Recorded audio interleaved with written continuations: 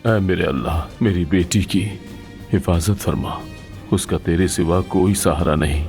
रुस्तम साहब, अगर आप इजाजत दें तो आज शाम में अपने बड़ों के साथ उसूल और रिवायात के मुताबिक उसका रिश्ता मांगने आऊंगा। यकीन कीजिए, ज़मरुद के लिए यही सबसे बेहतर है। आज से आप मेरे बाबा की तरह होंगे। मैं आज यहाँ आप सबसे एक वादा करने के लिए आया हूँ, सबकी तनख्वाहों में इजाफा करूंगा। अब्बास, अब संभल कर चलना। क्या करने आई हो तुम यहाँ? अजमत साहिबा, अदनान ने हमारी इज्जत को खाक में मिला दिया। इस बेशर्म को यहाँ से बाहर निकालो फौरन। दादी जान, इस घर में हर कोई ज़मरुद की इज्जत करेगा।